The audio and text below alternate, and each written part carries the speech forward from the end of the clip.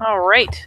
So welcome back, friends and family, to another scene for Lost Cub, where we will be starting, at least initially placing ourselves in the graveyard behind the big old Miller place. The graveyard is, understandably, in a state of dilapidation, not unlike the house, albeit the house has had a lot more work done on it. Anton has dedicated a significant amount of time to restoring the house, trying to bring it back from the brink of time-worn destruction. Not to say it was about to fall over, but it certainly wasn't nearly as airtight as it once was, and the fact that he has fixed that has made quite a measurable difference in light of the current snowfall and still proper blanket of snow around the house. Perhaps as a point of interest, though, we can say that if it is applicable, Jane could have easily missed it on her way out, being kind of single minded about it. Among the new traits in the area, there is at least one part of the rear of the house, near to the big cellar door that opens into the ground directly down, is some really, really bloody snow. Lots of it. Admittedly, it's probably not bright crimson red anymore. It's had overnight to set, but man, it looks like a bloodbath took place. It's pretty ridiculous. However, for the moment, we have our graveyard. Pretend there's snow there. It's very scenic already, but then add snow. Ooh, as a bunch of it slides off my roof very loudly. And The and so snow is coming. it is. It's fucking coming for me, man. So we'll assume that Jane is in her usual stomping ground, as we'll open with Becca headed out that way, admittedly wrapped up in a coat and looking about as pleased as she ever is to be outside the warm house when there's snow everywhere. She's not a big fan of the chilly. It's not her conducive environment. Nonetheless, she's got her arms crossed across her front, kind of holding the heat in, or so one might imagine, as she tromps through, boots and all, through the snow towards the graveyard, because she's got to make sure everyone gets the message, and she hasn't spotted Jane yet. So this seems legit. I don't. She's just gonna look through nearby features until she finds her, or until she comes running up later. But worth a shot. So she'll be tromping out there, glancing around, and in her ever so endearing way, we'll just bring up both hands and cup them to either side of her mouth and just be like, Jane! There's the it reverberates around the graves, the trees, the snow, everything. There's that kind of second of pause of silence until suddenly the crunch of snow underneath foot is heard a little further down, and peering out from behind one of the little one of the more vibrant gravestones. Yeah, the big kind of like statuesque kind of things rather than just a headstone. Peering out from behind there is Jane. She's literally just got a coat on. Seemingly the cold probably not getting to her as much as it is the others, but in either way, he just pokes out. Why? Oh, there you are. I just came by to fucking password along, and Pops should be around soon with the parts we need. Finish working on your bike. But yeah, she finally starts tromping further in. She's not especially spooked by the graveyard. I will give, because I can't remember if I have yet, for Jane's sake, while most of this graveyard has been here a very long time, there's even like an old mausoleum or two for some of the very prestigious family members. There is at least one point in the graveyard where there have been a few lingering death spirits. The deaths were semi recent, but not recent enough that they're just fluttering all over the place. But she probably would have found that those existed by now, I imagine. Even though especially with the snow and everything and the weather, the ground's probably getting even again. But Becca does tromp over. So you hear about that shit with Bill and Anton? You're the official fucking word. What shit? Oh, they went out fucking hunting yesterday or some shit. They actually brought back 2 deer. It's not bad. Kind of glances over around the side of that, towards that section of the back where it looks like some sort of slasher film has taken place. But apparently they went out hunting and they heard something even bigger than you guys get. She kind of does the little up and down finger gesture, one hand, like one gloved finger. Fucking big. So, word is we stay close to the house. He said on both sides, whatever the fuck you guys in the disappearing. But said stick close just in case it managed to follow him part of the way back. Make sure we don't pull whatever it is right back to the fucking house. Yeah, all right. He just kind of heaves a shrug. I don't think a graveyard's exactly going to be a problem. It ain't that far a fucking way. But property seems to be pretty big, so I wouldn't go moonlight walking through the fucking woods, Kind of pitches a grin. Does she kind of looks down a bit, and there's like the tight smirk of like, yeah. I mean, how far you want to walk in the snow anyways? Jesus. She finally starts kind of tromping her way back towards the entrance. Though she does pause and kind of glance around and be like, yeesh. Place needs more love than the fucking house does. She says this eyeballing one of the, practically person height tombstones that is toppled and is currently covered with snow. Kind of wrinkling her nose.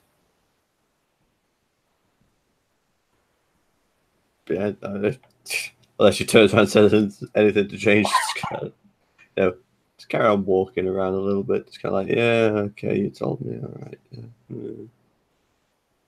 Hey, on the bright side, Pops is coming around. Found the last couple parts we need. Once we rig them into your bike, you should be pretty fucking set. Flashes her a big old thumbs up.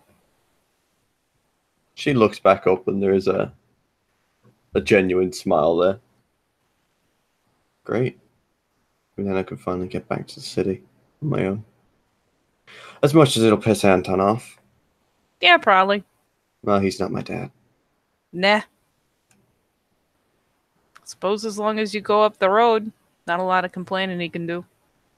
Whatever the fuck he found was out in the goddamn woods. I don't think you're gonna find it on the highway. Shrugs. Yeah, hope not. You got a phone or something? I can never fucking remember what you guys do and don't have them. You've got my number. Yeah, I fucking do. Jesus. Sorry. It's been fucking... I had to fucking rip Anton's wet clothes off because his dumbass just fucking collapsed in the hallway? When that kind of shit happens, if just ring me and I will come and help. Yeah, I gotcha. Yeah, but you just won't have to do it all by yourself. She grins. It's not like he was struggling. It's just, Jesus, these guys. It's just that he likes to tell us all not to get into danger, but throws himself in. Yeah, I think whatever the fuck Bill was saying, and she's continuing idly to just kind of walk back towards the gate. Bill was saying they fucking got real spooked by it, whatever it was, and went fucking plowing through a river at least twice. Make sure it lost the scent or whatever. Like, raises her hands and waves them around like, woo, lost the scent. So yeah. Fucking just shakes her head. You know what? I just leave him to it. A shrug. That's fair. But yeah, if you sticking around out here for a bit? Probably. All right. Well, when you hear the truck, come on up and we'll get those last bits on your bike. Make sure you can fucking chug out of here whenever you want. All right. I'll just live vicariously through you since apparently the world's out to get me. Fucking shakes her head, keeps walking. Like just a raised eyebrow, yeah? Oh, fucking... So, She pauses and turns again, facing back towards the graveyard. So I hit up one of the fucking big clubs in Roanoke, figuring I could offload some of our fucking goods. Oh, with that whole thing. Yeah, and to be fair, this whole thing y'all are mixed up in still kind of ties back to me in the end. It all kind of started with me and Pops, so especially after the last couple things that happened, Anton's getting fucking stressed out about me being out on my own, especially after they tried to fucking kidnap me once, so He's getting stressed out about us all being out on our own. yeah, we'll see how long this helicopter mom thing works out. I don't blame him for trying. And kind of No. does that whole look off like it's not like I needed the help or anything, essentially. Some massive tsundere vibes come out as she looks off. It's like, well, it probably would have been fucked if y'all hadn't shown up, so. Yeah, there's no doubt about that. You were pretty completely out of it. I mean, I'm not gonna lie, I still don't even remember Colin. You definitely did. Well, thank fuck. Look, he's on everybody's ass, but at least he's trying. Yeah. And, with this whole shit with all the drugs and stuff, so what if it comes back to you? You wait till we start chasing down my stuff. You know what? It'll be a nice change of pace. Tell me about it. And a grin. All right. Well, yeah, when you hear the truck, come on up. All right. She throws back an earnest grin.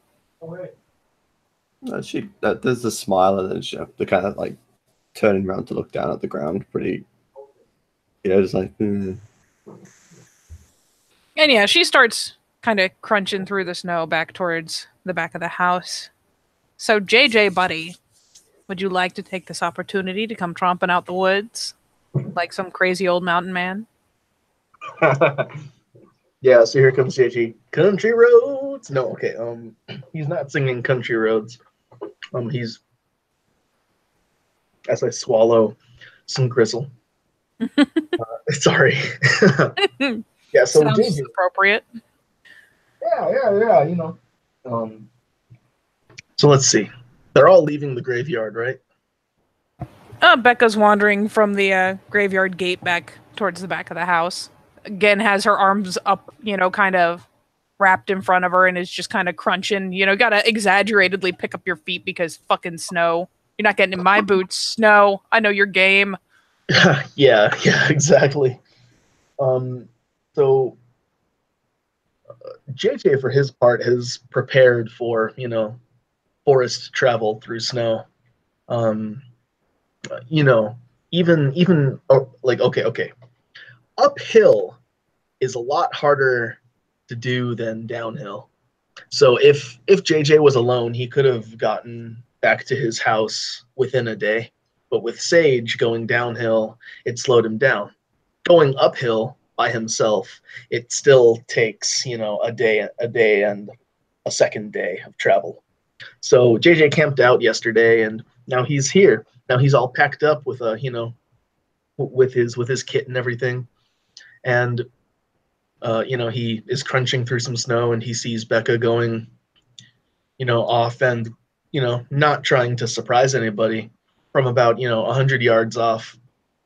Katie, pardon me, I don't know how sound travels over snow because I live in a place with no snow. But JJ, yeah, I know. JJ will go, cup his one free hand over his mouth. Hi there, Becca. She kind of comically startles and twists a glance around and is like, who the fuck? Oh, shit. And picks up a hand. Hey, motherfucker, it's been a while. And JJ will, start clump, the remaining yards. and still, shouting over distance because, especially being a teenager, he doesn't care about how noisy he is. Oh yeah, See, I made a deal with the spirit, and I was visiting my family, and all. Oh, you know how it is. there's kind of a broad gesture to kind of bring down the volume, essentially. Like, she just kind of makes a lowering gesture and then beckoning. Yeah. Admittedly, this is wild gestures across, like, a nice open back area. Right, but still. And feel free as you approach the house to see our slasher film zone off to one side. And actually give me a survival check, buddy. Me? Okay. Yeah, you. Survival what? Perception survival. Perception survival. Yes. Perception. Yes. All right. I am in the wooferino.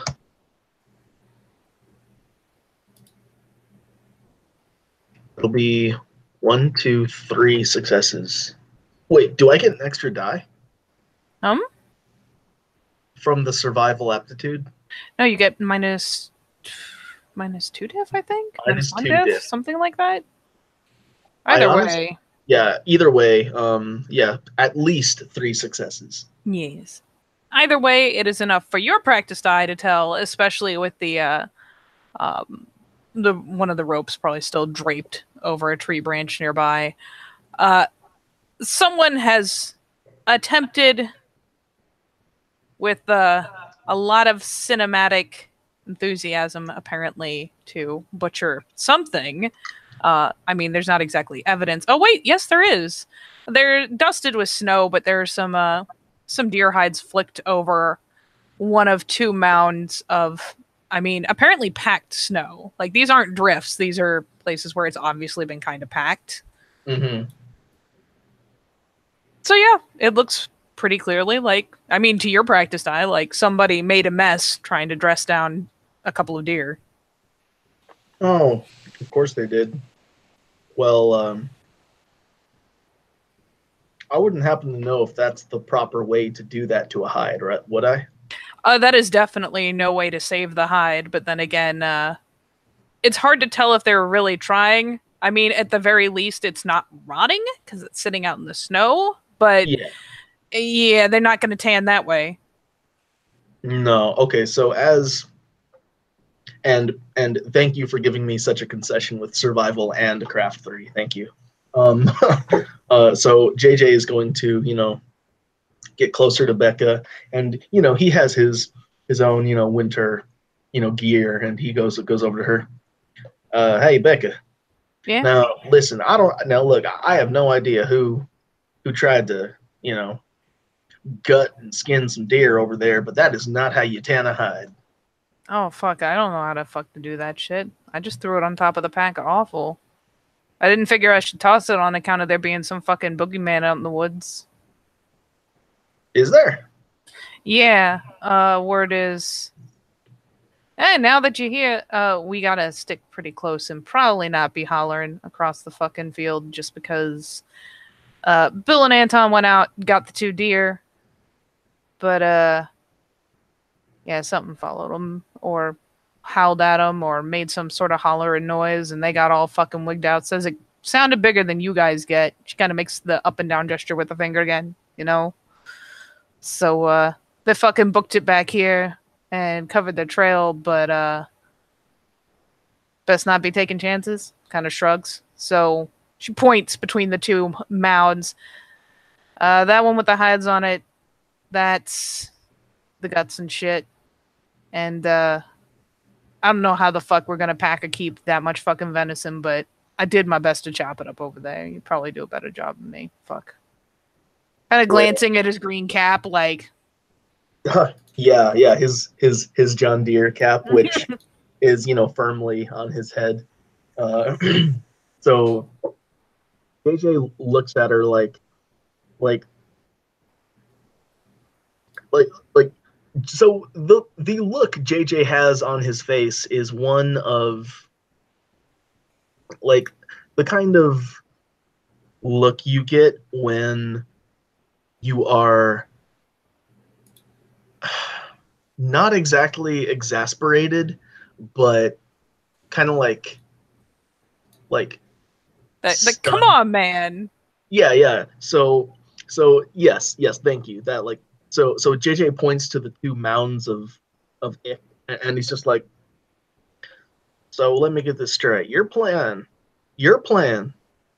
to, well, maybe not your plan, but the plan to not attract a creature here was to leave food out for a predator to eat. Yeah, like I said, I packed it covered in snow. I figured that would help. I figured No, it would snow some more over the blood and shit. No, cause see, see, that ain't gonna work. Now, see, I didn't take my my wolf form because I don't want to lose my clothes, and I like my clothes. But if I was a wolf, I could smell that for about a mile and a half. So you should probably try to clean all that mess up. And also, that's not a good way to tan hides, but I don't think that's what you were going for. I figured we were gonna have to toss them. I don't know how to do that shit. I'm a city girl. Yeah. You're lucky I got this far. She kind of gestures to the two mountains. I didn't even spoil it all by punching the guts open. Wait a minute. So what? You were doing Anton's dirty? What? His dirty work? Oh shit, man. He was half frozen in front of the fucking fireplace. Apparently, when they were trying to lose whatever the fuck it was, they went plowing through a river at least twice. He was fucking soaked from mid chest down. Oh hell, well, is he okay? Yeah, seems like. Well, Got him in shit. front of the Not fire, too got many the wet people clothes off him. Getting, dunked up to their neck in cold river water in winter. Yeah, I don't fucking know how he got all the way back, but I ain't looking to get force in the mouth. So, did the best I could. Kind of helpless shrug. All right, well, let me get a safe place to put all this stuff, and I'll help you clean up. Yeah, she'll nod, let you head for the back door. She'll go for that big old cellar door. And for Jane's part, yeah, you totally hear the hollering and see JJ's goofy ass trotting across the field of snow and engaging in some conversation.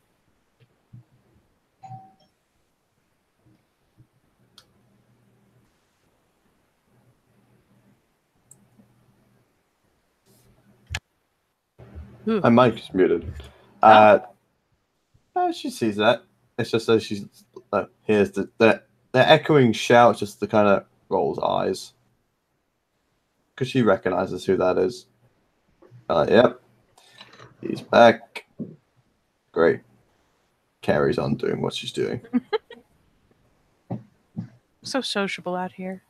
So yeah, Becca will heave open the cellar because let's face it, the cellar's about as cold as any part of the house is going to get. And she starts, at least on the one mouth, like using her gloved hands, will start like excavating the various cuts that she kind of sorta chopped up, sorta properly, maybe kind of, but not really. I mean, she got it off the carcass. That's something. Seems like a solid step in the right direction. But with the bones and guts and whatnot being all buried. In fact, most of the carcass, sans meat, hide, and guts, is buried in the second mound. Should anyone want to excavate bones and the like.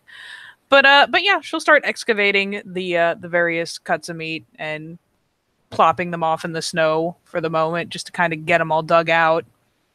And as stated, it is a metric ton of venison. It is 2 proper adult does worth of venison. So, I mean, there's that. She's not sure what to do with it once she's gotten it dug out, but she gets that far.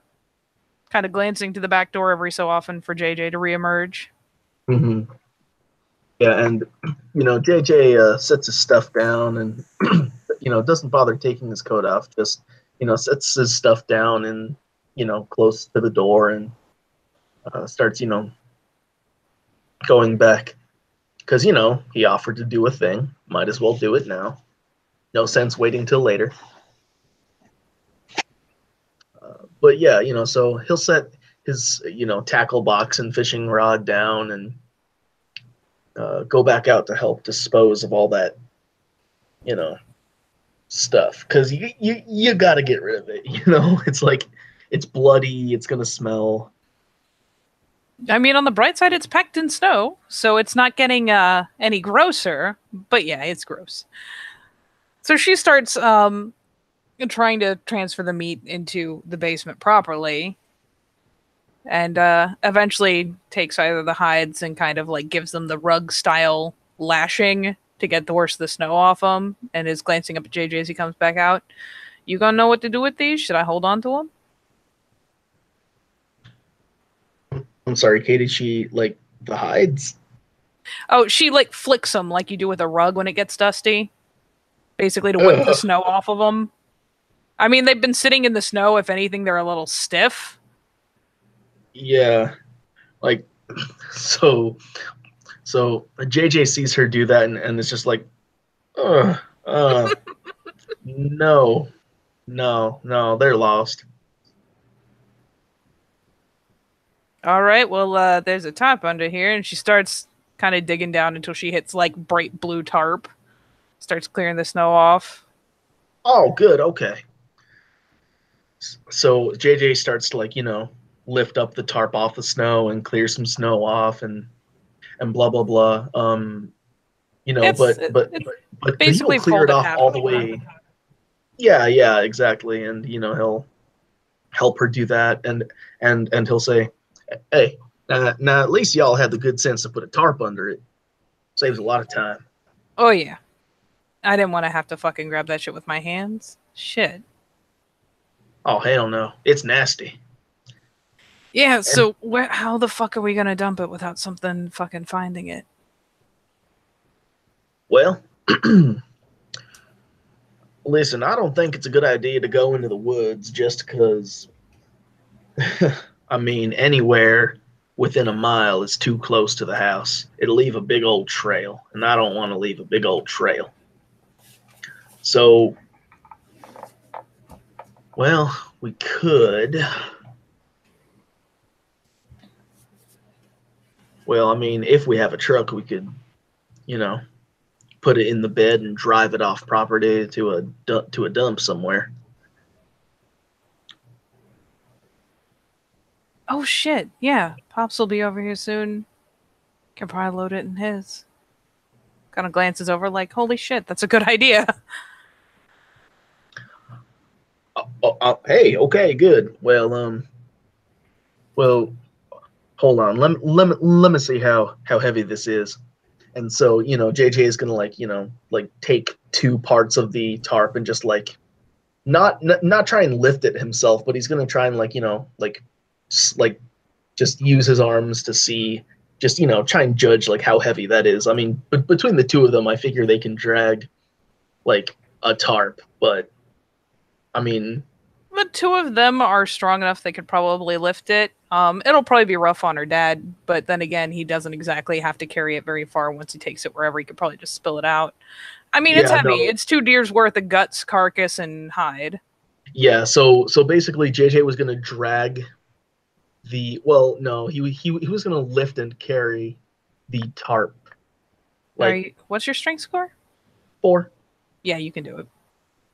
Okay, so basically he was gonna take it to a loading area where basically to the driveway, Yeah, because take he it off figured the front. snow would be more compacted there, so it would be a loading area, rather than driving the truck through snow, that hasn't been packed down. Look, I'm really sorry. I don't understand snow physics, but I can It does make get packed common. down. Okay, yeah, I can make common sense assumptions. Yeah, you're you know? good. You're good. Okay. Okay. Before you get too far, I mean, Becca will be helping you excavate it and probably transferring, like, debating between transferring the carcasses and bone onto the tarp. It's basically got the gut sacks and whatnot in it. So she's like, could pop something. There's a lot of bone. So she'll let you make off with the tarps and then cup a hand and holler back towards the graveyard again. Oh, actually, he will tell Becca, hey, What? take one of those skins or both of those skins and wrap the bones up in that. All right. Yeah, skin stiff enough to where it should hold. Yeah, Even fair if enough. it ain't cured. All right, I'll be back in a minute. And yeah. Flop, flop, flop, flop. Yeah, just like, crunching through the snow, like. "Arr!" And as he is tromping, Jane will call back towards the graveyard with the handcuffed. Hey, Jane, you want any creepy deer bones? There's the again the kind of echoing silence. Yeah, it's still being a bit far away. It's just like, what? Do you want any creepy deer bones and shit?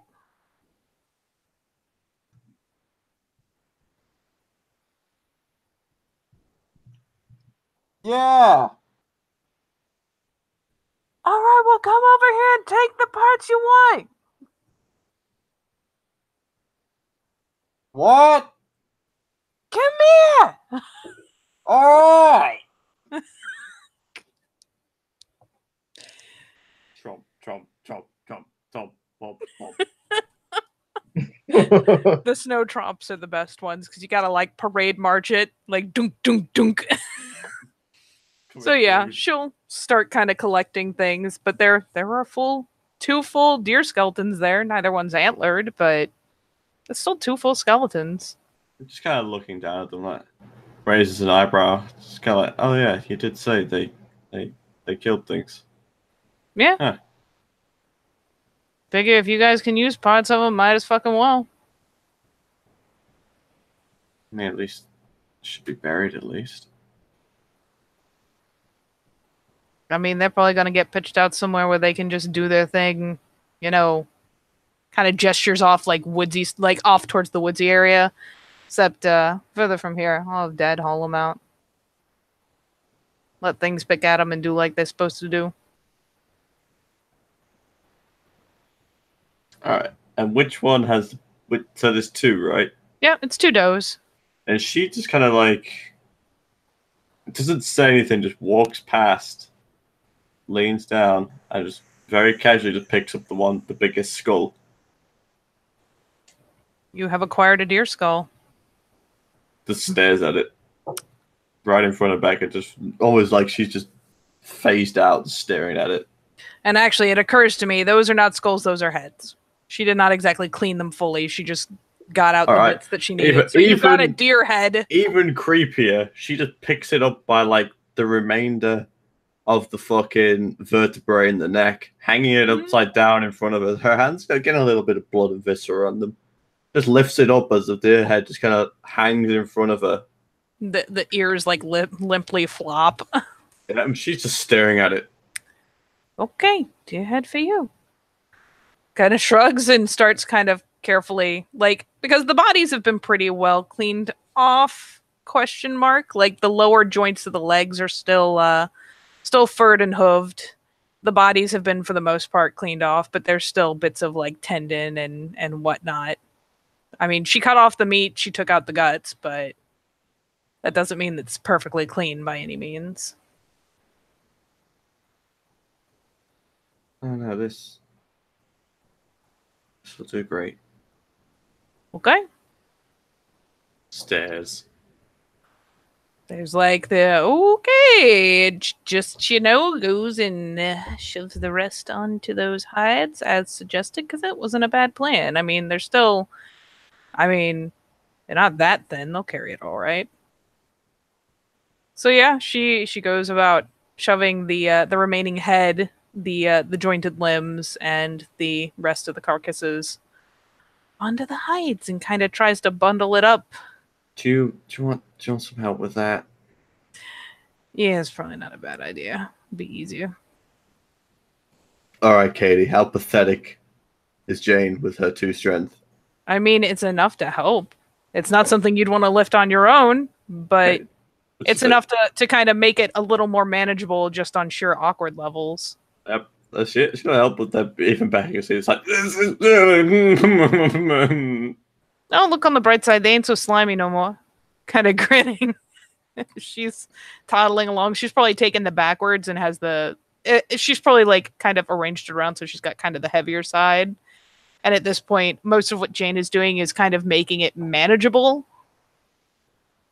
Pretty much, because she isn't doing much else.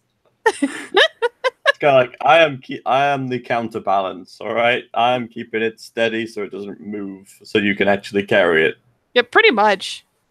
But it's still something that means she can kind of truck backwards without too much issue. Yeah, she'll help her carry it out. Yeah, this too will get deposited out by the front of the house. At which point Becca will pick up a handful of snow and just kind of rub it between her gloves to get the ook off. Whew. I should probably ask Heidi if she wants any of this shit, but on the one hand, she might have learned enough from Pops that she wants bits of it. On the other hand, she might scream "not Bambi's mom" and run crying back into the house, and I'm really not sure I'm ready to risk it. No, I wouldn't risk it. I mean, it's anything as long as she doesn't find the deer head. That is up to you, madam. Mm. You might want to, I don't know. I'd normally say drop that shit on an anthill, but yeah, you may want to do something with that. You bring it inside, it's going to start rotting. I'll figure it out. Shreds. And yeah, I assume there will be crisscrossing paths with JJ as he is taking the first load up. They're bringing the second. He probably like goes back for the second and like kind of sees them. And Becca will point back like, can you make sure I didn't completely fuck up butchering that shit? I'm pretty sure I at least have fucked up. Oh, sure, I can. You're a hero. And yeah, thank they'll go plop the stuff around and she'll start trucking back. They got a nice circular walkway being stomped down around the side of the house. Semicircular. I imagine Jane will want to go retrieve her deer head as well. She does. Da-na-na. So, And she puts it in one of the cool boxes that she bought. One of the coolers. Yup. Oh God. Okay. She just. The funny thing is, Becca and definitely JJ will say she comes back as Becca is probably carrying a few little bits and pieces that were dropped out of the skin, a few little vertebrae and a femur bone there. But Jane just comes walking with this deer head hanging on by the vertebrae upside down. It's in one hand, both hands covered in blood. Just when it walks past, it's like totally nonchalant up the steps and into the house. Well,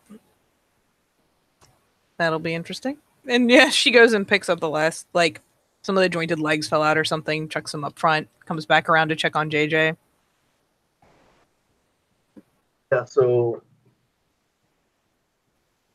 I mean, I'm sure that at least a little bit. Well, no. The ropes are still there from where y'all cut down. From where she hoisted them up to bleed them. Yeah. So JJ is just like looking at all that, and it's just like looking at it all like. Meh. So he actually went back toward the basement where he figures like a shovel will be.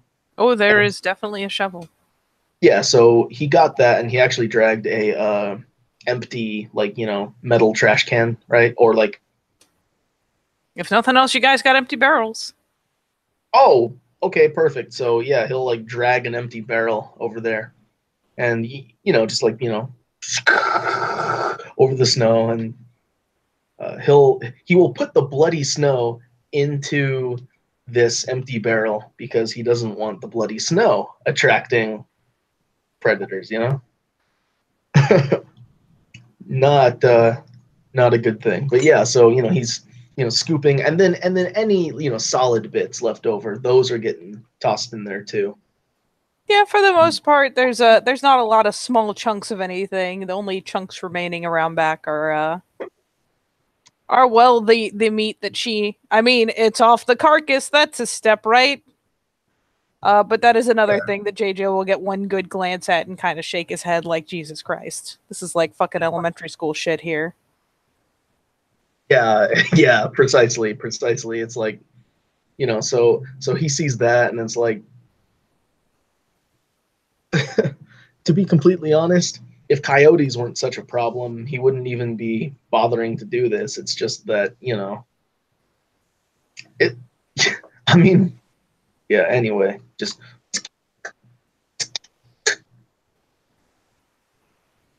Then yeah, Becca will let him go at it, and we'll probably be bumbling around for another large cooler somewhere in the basement. And she's like, Jesus fuck, there's not enough of anything to hold all this fucking meat. Should I just start throwing snow in a barrel? The fuck? what? No. Because listen, unless you have like okay.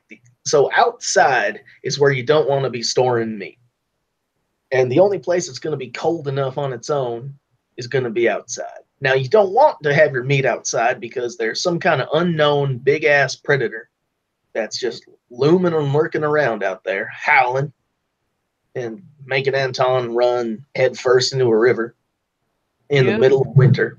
So look, I don't want to keep that outside, but come to think of it, if you're gonna invest in a big old freezer, you know, that you can like stick out in the garage or something, then yeah, for now you can store it in some snow in a barrel. Yeah, But just keep in mind that you're gonna be digging out all that snow, and she kind of gives the helpless shrug.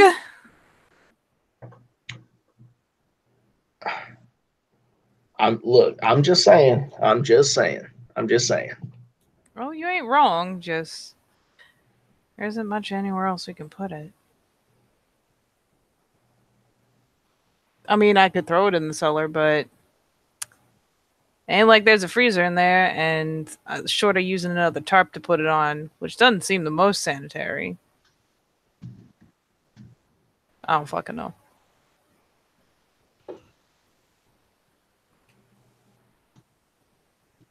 Well,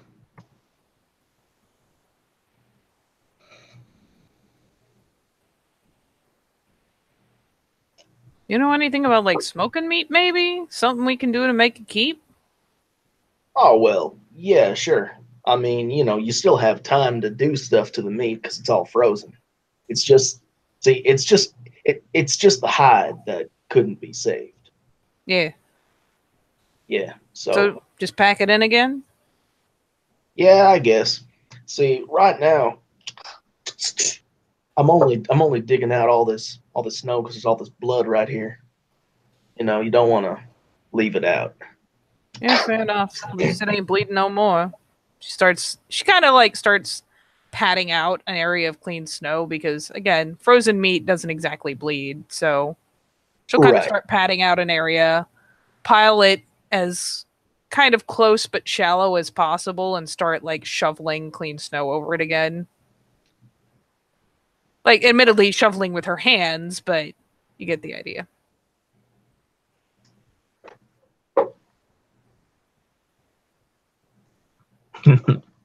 Yeah.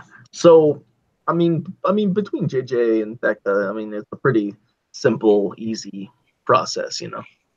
Indeed, it is. And about time they are wrapping up, you guys will have started all hearing the distinct sound of a vehicular conveyance approaching the house. Oh, Not only are there car noises, but there are like the crunching snow noises as he is trying to navigate this here snow sprinkled area. This lovely, treacherous snow. At which point, Becca will finally pat down the last of the snow. Go ahead and heave the cellar door shut for the moment and kind of jerk a thumb. Let's fucking unload and reload, I guess. Yeah, all right, let's do it. So JJ is going to, take the blood barrel with Hey, some alliteration. He's going to take the blood snow filled barrel, with him as he drags it. Hey, Go. Hey, whose truck is that? Oh, his dad. Oh, okay. Hey, please ask your father to hold up a minute. I'll get it all over there. Hold on. I just got to get going. You know, Okay, there we go. All right. Jesus. Can't you Go get tell like, your old man. Go tell your old man. oh, can't you just kind of get half big or some shit? Like turn into fucking caveman? Wouldn't that be easier? She's like backing up, like giving you plenty of space. Well, I can't do that in my clothes. It'll tear. Oh, yeah, makes sense. Kind of rubs her hair, shrugs, starts tromping around front. Jane too will hear the sounds of the truck. Yeah, no, Jane's already sat out front on the steps because she has returned from the inside of the house, not carrying a deer head anymore, but instead carrying her second favorite thing, beer. Good thing to have. Well, you Oh, gotta yeah. take something out the cooler to put something in it. So basically, a not a new pickup, but definitely a well-maintained and kept pickup will come trundling down and finally park in front of the house. Clearly in 4x4 because fucking snow. But he'll pull it up and around, and the guy who will be emerging is this motherfucker. Look at that face, so endearing. Oh, okay. Yeah, endearing. Endearing is the word. Yep. I mean, just because he's sus of your shit, or at least judgmental in a purely dad way, that dad judgment is real. But yeah, he will clamber out the truck, Mm-hmm. kind of glancing around at all the like there's a tarp here and there's dead things. The head tilts slightly. And as he gets out the truck, Jane will stand up from the steps as she's sat on, beer in hand, to stop walking down. Oh, she's familiar. She gets a bit of a wave. Ambrose, Hello, Jane. Becca said you got some few parts. Oh yes, and he goes ahead and shuts the cab and heads around to the back and flicks up a tarp that he was conscientious enough to pitch over everything, and goes around, lowers the back of it, flicks up the tarp and starts handing over bits and pieces. He knows what they're for. Is he handing it to Jane? I mean, he'll hand over at least one or two to her if she has a hand free. She does, but yeah, if she starts handing something, it's like, oh, puts the beer down. Just tucks it into the snow. Doink! Yeah, it's kind of like, now I have an arm full of, looks down, looks at him. What's this? His new radiator. Looks down. Is it? She kind of smirks.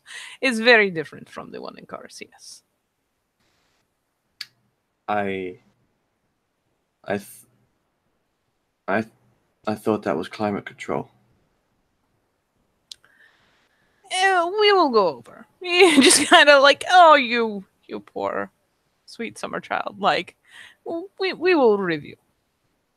And starts pulling out more pieces, loads up Becca. And I will say, for the sake of simplicity, that there is a place that the bike has been kick parked and has had, likewise, there's a lot of tarps going around here, man. The one thing Becca's good for producing is tarps. But basically to save it from the fucking snow.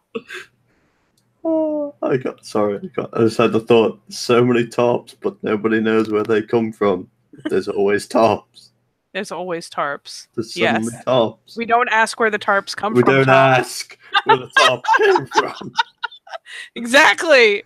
Tarps. Just fucking plastic tarps everywhere. Where? Who knows? Becca knows. That's all that matters. It really is. That's I'm glad that made you happy. But continue.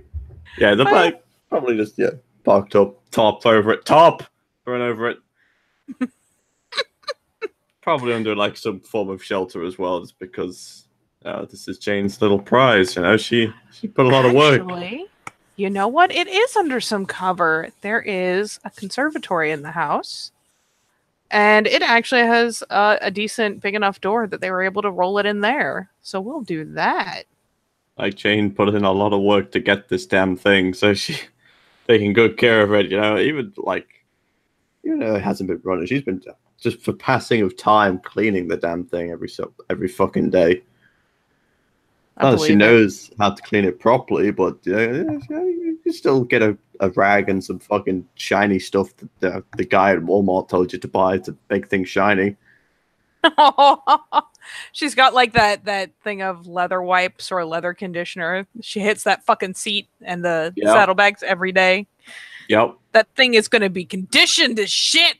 Yep. All the metal parts are all shining.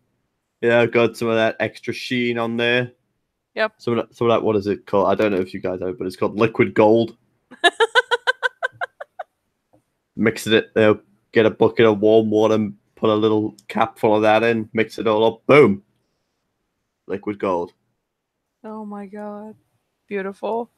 So yeah, they'll start conveying in a couple of parts. Thankfully it wasn't too terribly bad, but you did need some replacements. So you guys will truck those in. Becca will sit them near enough to the bike, but kind of offside and, go trotting back out. Sooner or later, Heidi is going to be offside, just kind of watching with the tennis face. And she'll truck back out. And JJ, as you come around, this is the fine gentleman that you see stood offside and kind of skeptically eyeballing Becca, and finally coming over to help her heave one of the tarps into the back of the truck. So JJ comes around there, dragging this, heavy ass barrel, because snow is heavy. Barrels are heavy too. It's a combination of double heavy. Yes, double heavy is right. Sturdy, yes, but double heavy. And so JJ comes around. Gain weight, please.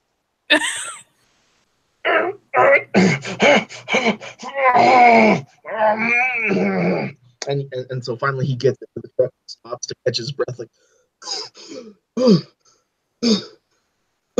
Yeah, as you're trotting around, Ambrose moves out the way. Becca comes over to help take some of the load so you guys can heave it into the back of the truck. No, I got this. Hold on.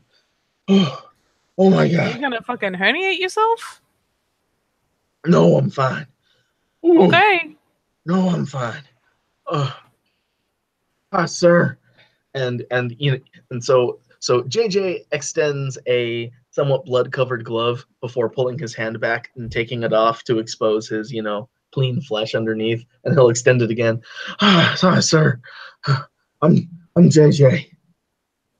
And yeah, Ambrose, at least briefly, is like, holy shit. And it's a similar to look to this as you're like finally heaving and hoeing and finally dropping the barrel. He's just like, Jesus fuck. But when you come over to make a proper introduction, yeah, he'll offer a hand. His are bare because he has not been trucking around in the snow. Well, he has literally, been trucking in the snow. So he hasn't needed gloves and whatnot. So he'll offer a hand over, give you a good proper handshake.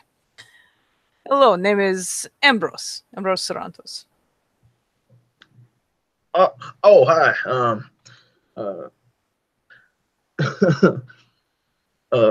Sarantos, is that like oh my god, sorry, I'm still out of breath. Is that like from somewhere in Mexico? Sorry, I really don't know where anything is. I'm none too good at school. I'm trying to remember what I grabbed it from. He's technically from Greek, but yes. Oh, okay. Sorry. Well, sorry about that.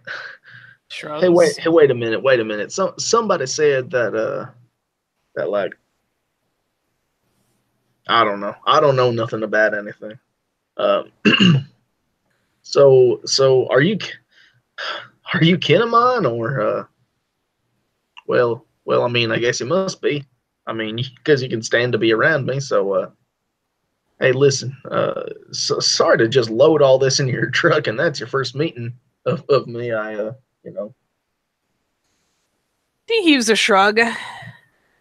I suppose, yes, we are very distant kin. Yes. But this, he kind of waves a hand at the back of the truck, is no problem. It's our duty All to right. help Well, the extended well, I family. mean, yeah. Well, I mean, I guess I can, go with you to wherever the dump is and help you unload all this. It's it's weighty. Got some weight to it. There's kind of an eyeball at the contents of his pickup now, and he again gives kind of a shrug. Eh, it's not worst idea. Should you be away from house? He kind of glances between Jane and Becca and JJ because he's obviously gotten at least a text, but is trying to figure out how this applies. And you are a very kind boy, but you would probably spook Hazel. Okay, okay. I was just offering. He nods and holds the hand up, like, no, it's cool. So, how long have you been in America, sir? Very long time. Was my parents that came over. Oh, okay. So were you born a citizen or did you immigrate here? He grins. No, was not born here. Oh, okay. Well, all right. It was just All very right. small when we came here. But we have always been travelers. Oh, okay. Well, I mean, makes sense for, what we are, right? Uh, sorry. I have no sense of humor, sir. You'll have to pardon me for all my lame jokes, all my lame It's attempts at being funny. Well, anyway, um, quite alright. well, listen, sir. It's been very nice to meet you. Um, won't you come in for some hot drinks or something? It's mighty cold out. Kind of makes a thoughtful face, shrugs, puts up the back of the pickup. Why not? We'll be cold enough unloading.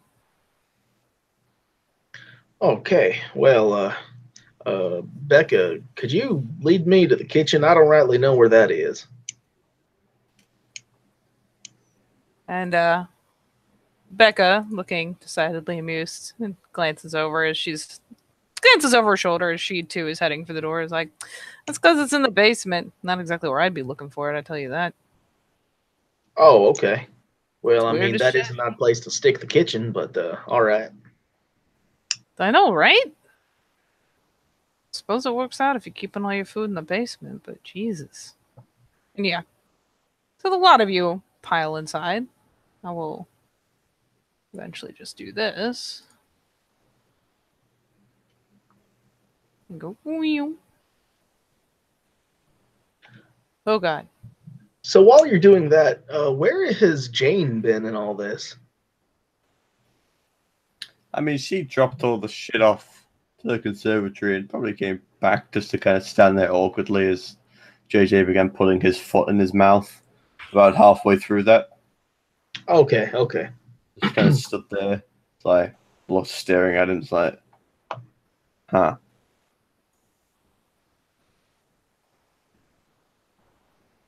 Is the why are you like this face? They're like, what are you even Where are you talking? going with all these questions? And Jane? starts walking inside. She just kind of pick up her beer that's been dunked in the snow. Actually, you know what? JJ does go somewhere with the question where the guy's from. So Okay. all right, so as they're being led to the kitchens, JJ is going to follow up with, well, because I'm something of an immigrant myself.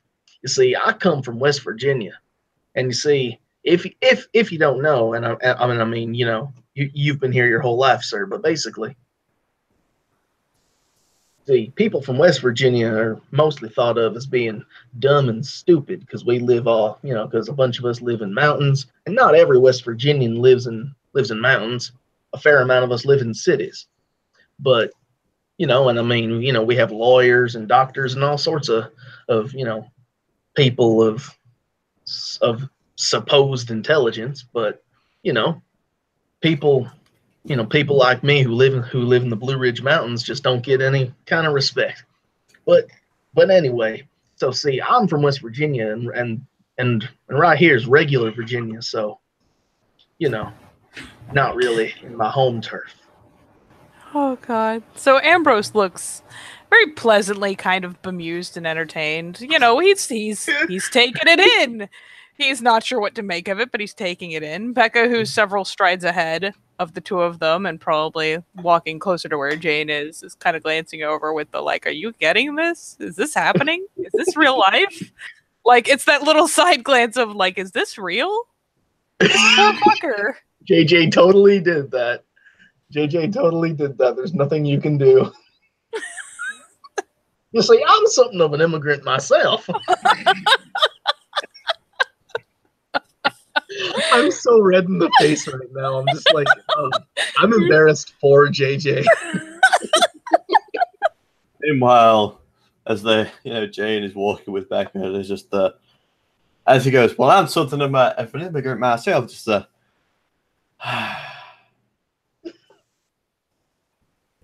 I think this is the most beautiful train wreck I've ever watched, and I've watched actual train wrecks.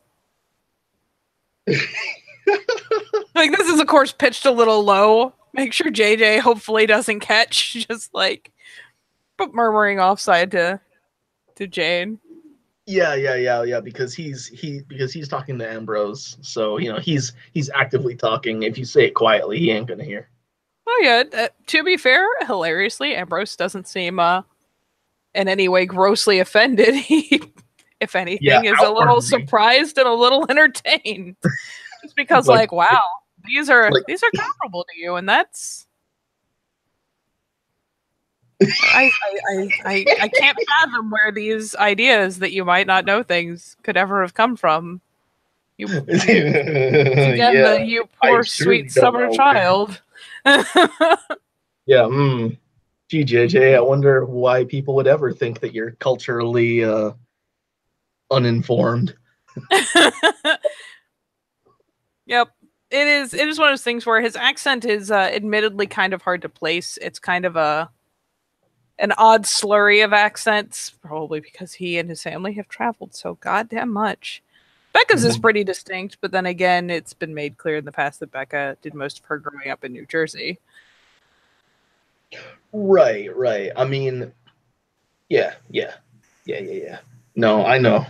But yeah, Ambrose will hold he will hold amiable conversation and try to keep it round about JJ's presumed understanding level, like not out of insult, just because, well, you might as well keep things on like a relatable level he can understand. But for the most part, Ambrose doesn't seem to be grossly offended. If anything, he's just kind of like, huh, this happened to me today. Yeah, right. Like, huh, okay. Later, when I process this, I'm sure I'll be angry. Right now, but right now, I don't have my cell phone. I'm just living in the moment. So just imagine all the things that have come up and been said about his race and origin, and realize that what you're doing is comparatively pretty fucking bearable. Really, it's a little ignorant, but it's not insulting. So hey. You get 2 points. Only 2, though. No, look. I know this is completely taking away from the scene, but it's just so fucking crazy. Hey, these kind of interactions make a difference. A little bit. Dude, right now, through this character, I have exemplified what real America is. You see, I'm something of an immigrant myself. Let's move on. So eventually we get to the kitchen.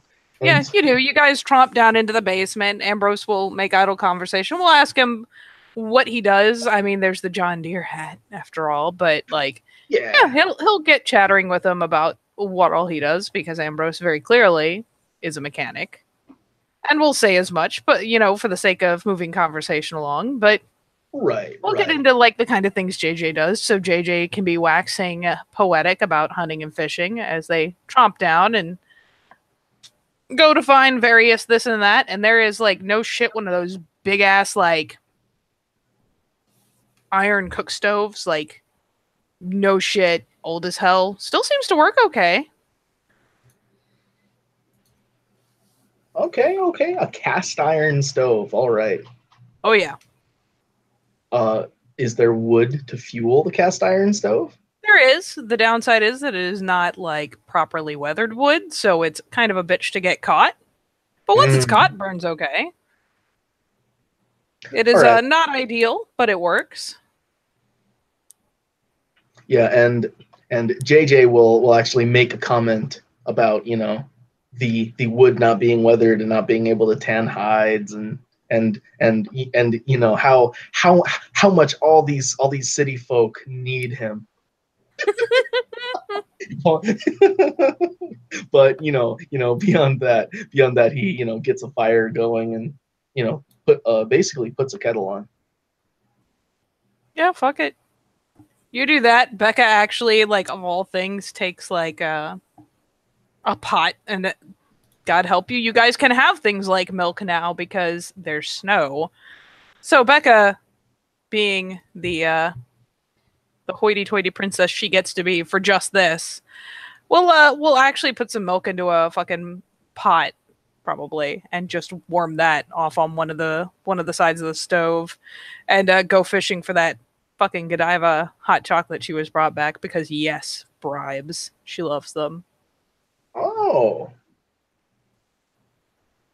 And she doesn't use water to make her cocoa. That's for fucking noobs. Use hot milk. Way better. Oh my god. I need to look at this gif. Actually, that sounds super good. That's how it's done, sir. Oh. Okay, sorry. But okay, so good old JJ, you know, is going to, you know, look over to and point at Jane, and he's going to say, "Hey Jane, what do you want?" What? Well, I mean, look, I'm making drinks in a house that's not mine, but I'm asking you what you want to drink.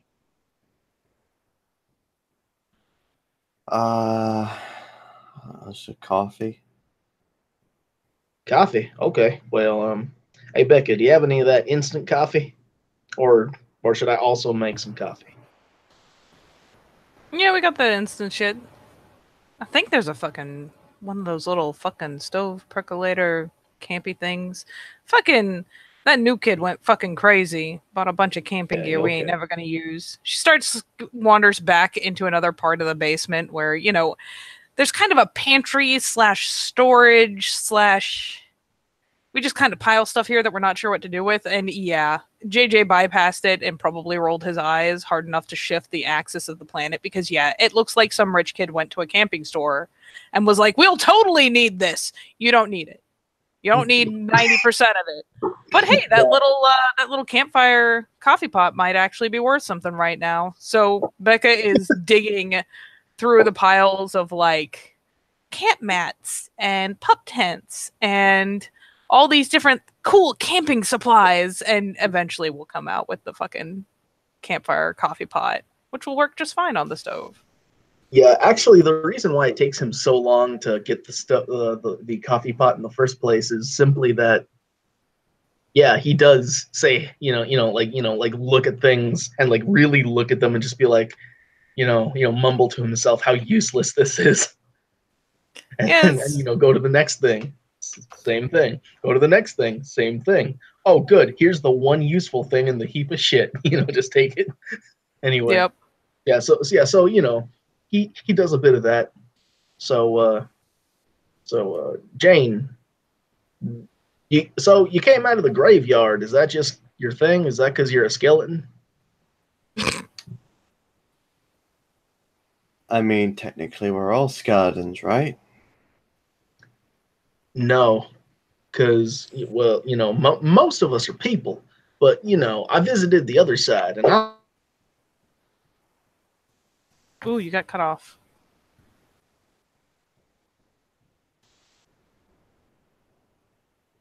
You still with us, Nick? I know what Age was talking about when he said the other side. I know what he means now. It's really odd, but it's beautiful. I love it. She just the beer she's been drinking just finally finishes off the last little bit of it, puts the bottle down.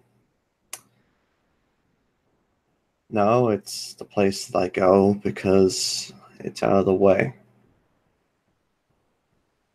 Oh, okay. Just like me in the woods.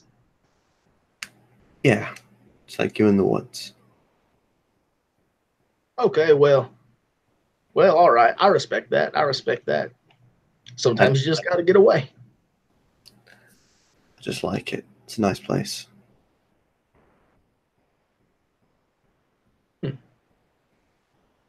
Well, your coffee ain't going to be ready for a little bit. It's got to heat up. All right. I'm not rushing you. Well, so let me ask y'all, what do you do around here? Because, I mean, Anton made it seem like y'all was criminals. But, I mean, I'm sure that you ain't all criminals, so what do you do? There may or may not be like a pointed, like father-daughter glance-off that takes place. It's like, and I'm sure you're not criminals, and the two of them kind of glance at each other and look back. Oh, Why not? We're not criminals.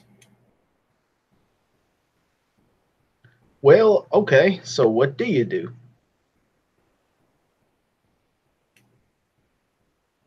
I don't know. Survive. Well, You I work on mean, the bike. okay, so y'all's mechanics, okay. And then Jane here's a little gravekeeper, and, well, I mean, you know, Oh, she so, works on the bike too. the graveyard ain't little. I'm just saying she's, a gravekeeper. And then me, I'm a woodsman. She Okay, like kind of squints.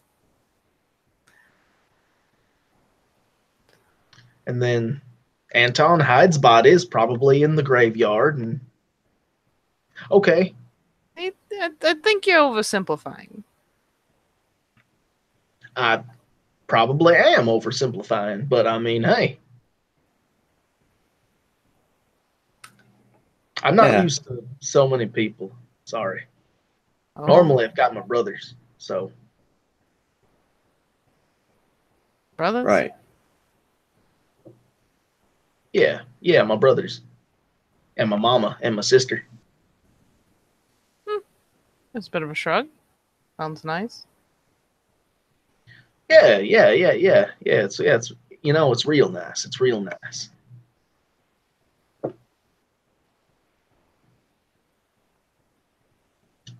Hey, so this is gonna sound like a really funny question to ask, but do y'all know where to find a unicorn?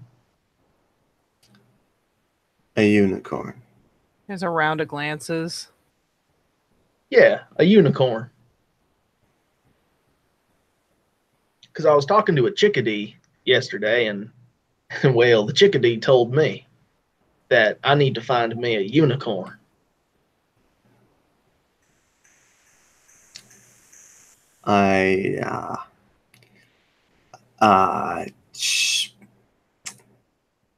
Nope, no idea. Okay.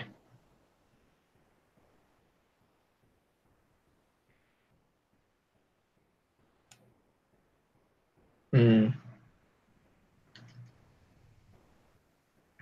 Jane, something tells me you're not very personable. There's a sharp glance over, like, really?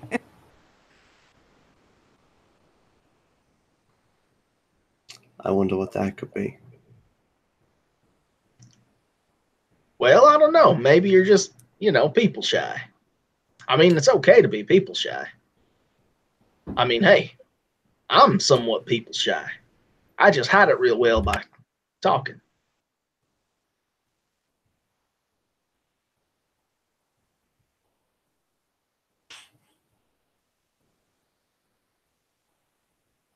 Just looking at that picture of Jane and knowing that's exactly the face she's making is completing me so much right now.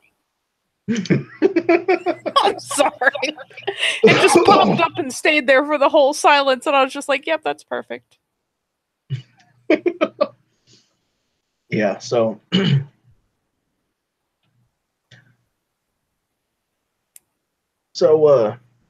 how's Heidi?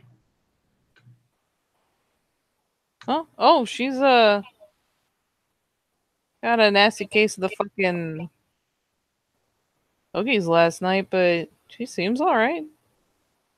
I'm sorry, of the what?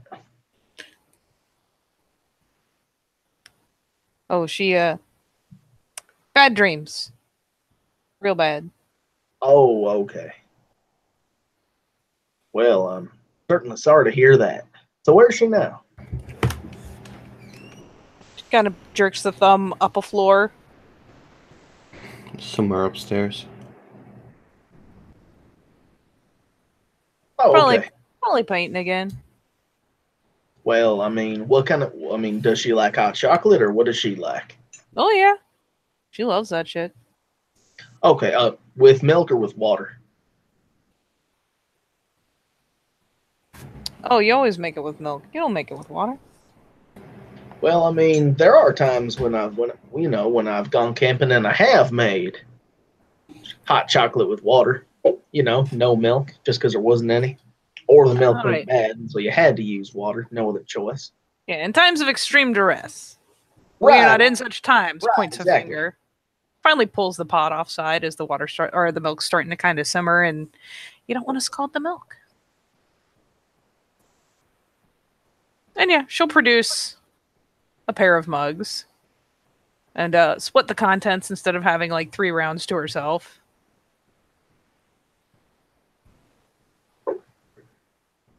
Oh, excellent.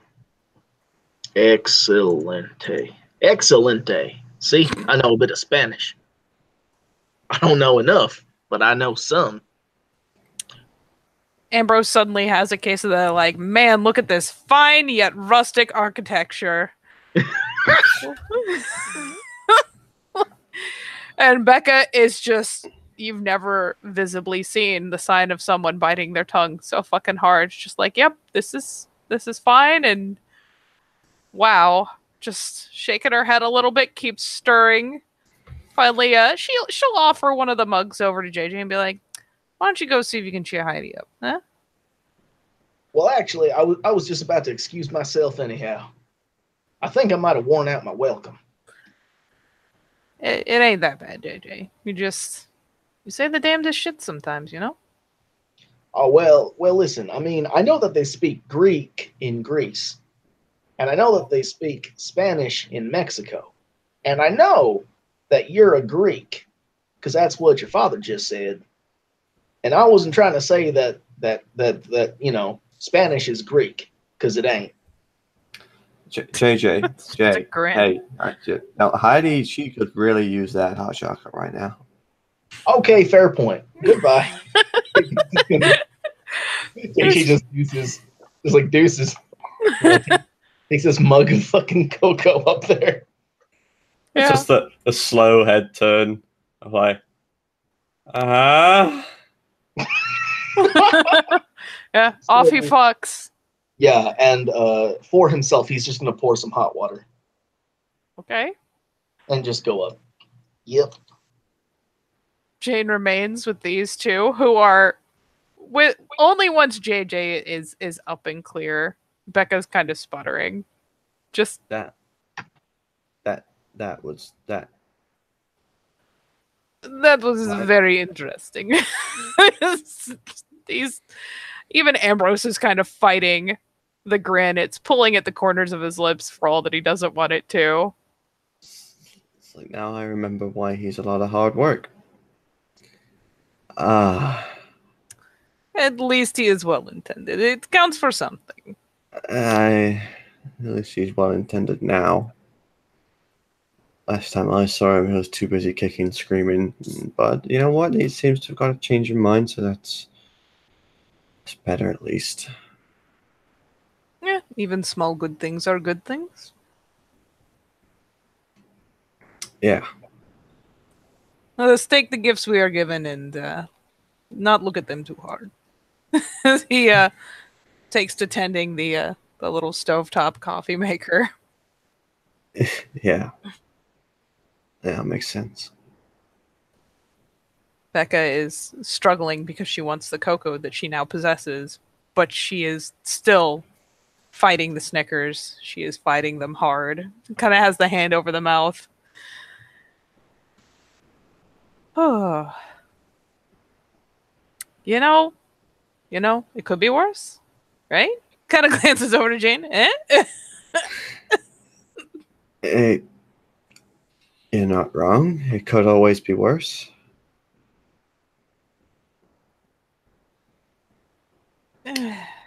Could always be worse. Come on, let's well. And as the percolator is making bubbly noises, we'll shove a mug over in front of Ambrose. We'll actually shove a couple. And he will dispense coffee. And she will pass one over to Jane with a little bit of an elbow. How about we go up and take a look at your bike, see if we can't wrap this shit up, get it revving.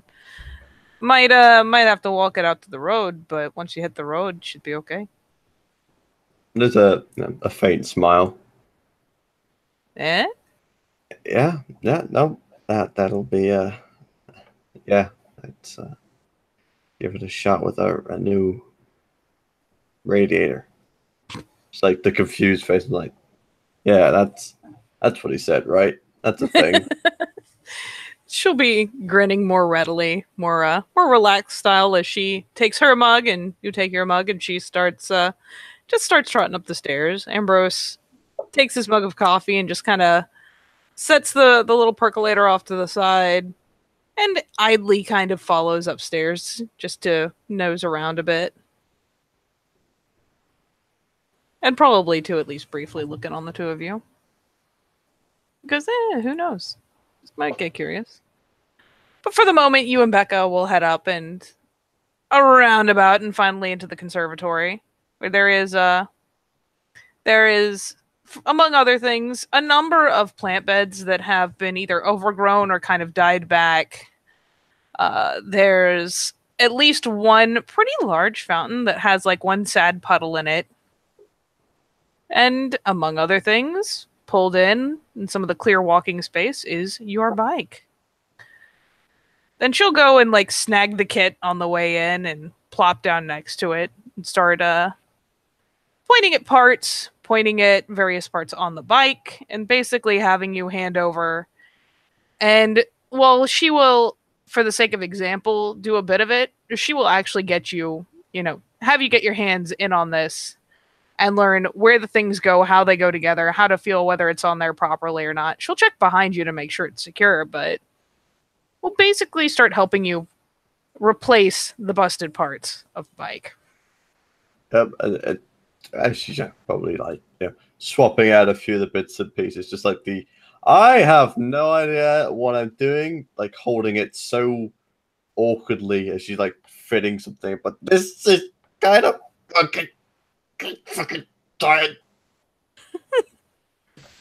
It's one of those things where like you're holding stuff like awkwardly and she's like, well, don't be scared of it. Come on. Don't be scared of it. I want to break it. I'll think about it. She kind of gives the side of the engine a pat. This thing's pretty much exposed most of the time when you're driving around. Little stick or rock ain't gonna get it. I put in a lot of work to get this thing. I'm not breaking it now.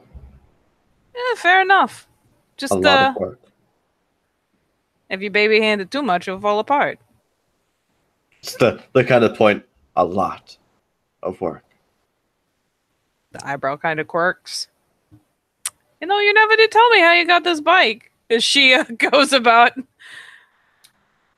with a fucking God, I can't think of the word, so I'm just going to say wrench for now because I can't think. Socket wrench.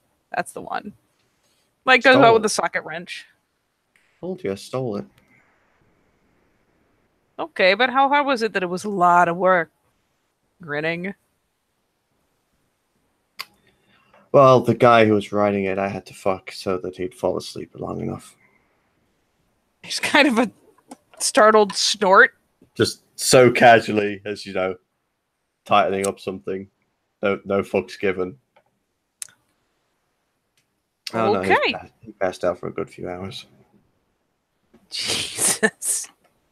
So I took the keys and, wheeled it down and rode off a bit. Jesus, I hope you at least had fun. Kind of glancing over, like trying to gauge if there's any feels in any direction about this whole event. Luckily for Jane, she was tactical, and she was, of course, working on the bike as she said that. She may have come out, with that wit, cool-headed as all shit.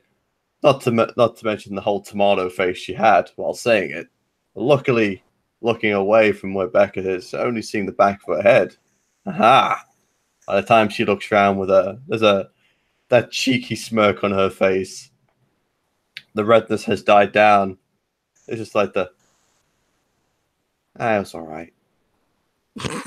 There's another kind of startled snort, but all things considered, she debates being upset about it, but it's pretty clear that Jane is kind of went in on this of her own volition, so she's not gonna project. What can I say? There's more buck than bang. Ooh. What? That is unfortunate. Well, how it is, poses. Yeah, fucking poses. She finally kind of, with that, kind of sinks into a state of very ready agreement, as if she too is very familiar with this issue, and yeah, just got back to working on that bike. It's like, well, you know what? He had a nice pair of sunglasses, pretty cool ink, and one hell of a bike, so I thought I'd take that from him. You at least get the sunglasses too? Grinning. I did. Finally, just like wordlessly around side of the bike, the fist comes up like, yeah. Just the fist bump over the top of the bike. Yep, pretty much. And yeah, she will begin carefully instructing you, and she's doing her best as you do this to explain, you're holding this, it goes here, it does this, and it attaches to this for this reason, and is trying to simplify it enough for Jane to follow along without getting completely overwhelmed by terminology, but is definitely trying to give her at least a half functional idea of what the different parts do and why they need to attach to this or that. Yeah, she does actually try. And like I said, you are unlocked for probably both. You've already got your drive up, but if you want what you got going, I haven't eyeballed.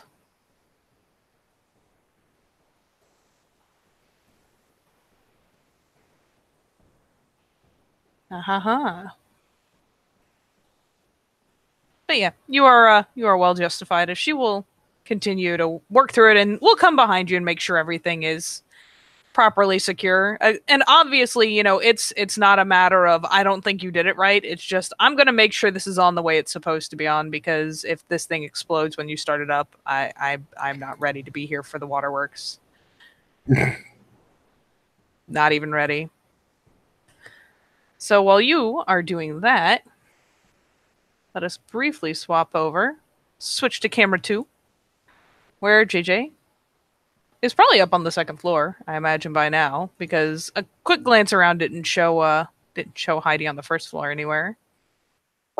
Right. And I don't want to look like too much of a dork carrying around 2 things of drinks, So JJ is going to go upstairs. Da-na-na.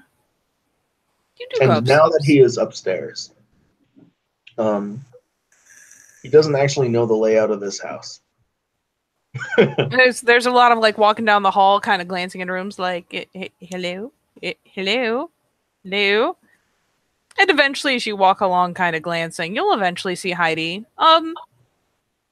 Not humming like she normally might be, but just kind of sedately painting. And let me roll a quick chance die, just to see. Hi, Lunik. Oh.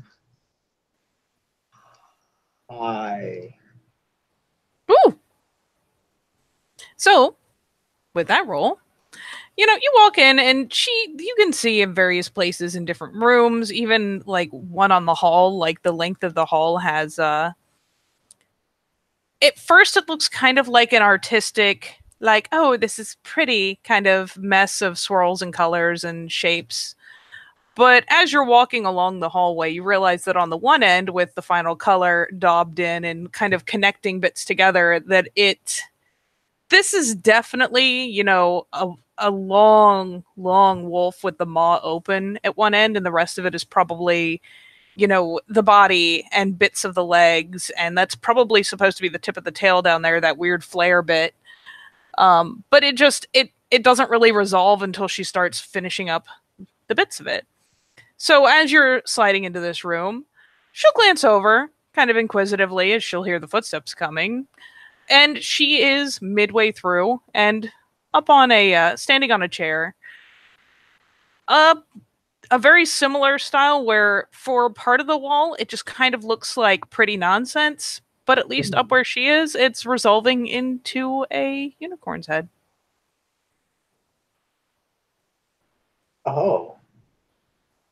Oh. Okay. So JJ is gonna be, examining the unicorn head. Hi there, Heidi. Oh, you're back. Of course I'm back. I took longer than I might have wanted, but I'm back. And she does kind of just that very sweet little lopsided grin and starts kind of clambering down off the chair. And with the mind to the fact that you have mugs in your hands, will very carefully give you a hug. Oh yeah, and he'll hug her back. Oh man. Pure breed 3, right? Yep. Oh, she's so nice to the touch, Katie. Oh, She's she so smells soft. good, dude. She is soft, dude. Oh. Just because I think it's hilarious. Give me 1 second to look. Yeah, she's App 3 Pure Breed 3. Becca is App 2. I have not put her Pure Breed in there because I'm a monster, but she does have Pure Breed. Not as much as Heidi.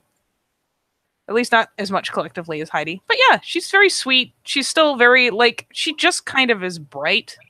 Even kind of to, the sense to the point where even smell-wise, it's just kind of bright and soothing and just kind of like standing in a sunbeam. That's how she do. So yeah, she gives him a sweet little hug around the middle.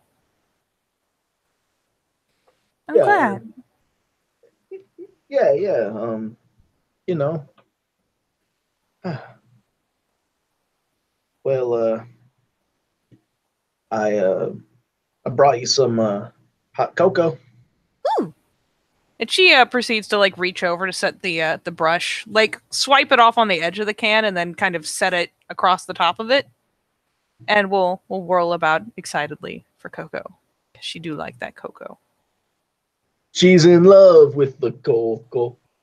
I'm so sorry. I quit. Okay. So just Alt F4 and everything will be fine. Okay. So what? Yeah, okay. So JJ just, lets her drink some cocoa.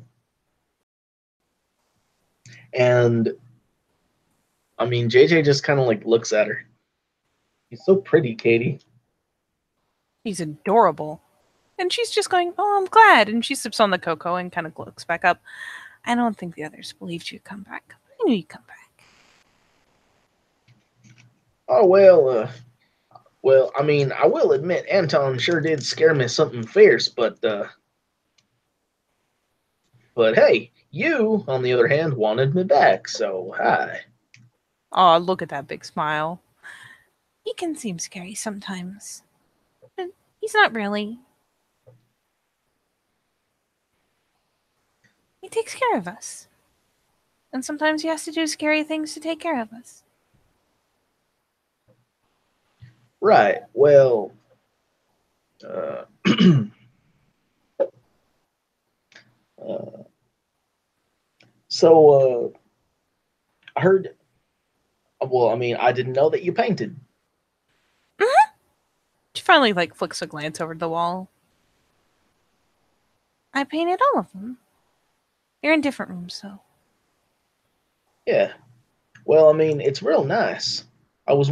I mean, especially this one with the unicorn. I do like a unicorn. It's very pretty. It's very soft.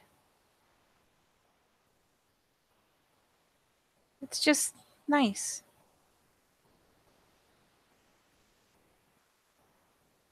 But that one, she kind of points out at the hallway, kind of out where you can see the end of the open jowls of the wolf. That's the one that I'm supposed to talk to. But unicorn's nice too. Wait a minute. You're supposed to talk to that one that looks all mean? Mhm. Well, why is that? It's because that's the one my family talked to. Oh, okay. They Well, told I me was told that stories I about talked it. to unicorn, so Oh. Well, have you talked to unicorn? uh, no, not yet. I ain't found anyone who knows unicorn, so Maybe if you do in the stories, you'll find it. I'm well, what glancing up. what do the stories say? Hmm. They're always way out in the woods, away from people. And in some of the stories, they'll lay their heads in a person's lap. If you're pure of heart. Oh well, I don't know about pure of heart, but I'll sure try to sit out and wait for one, I guess.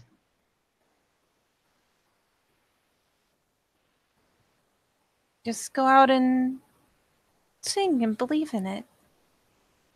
And be pure of heart. Kind of points at his chest, pokes, lightly at the solar plexus. Hmm. Nobody's perfect, but believing is important.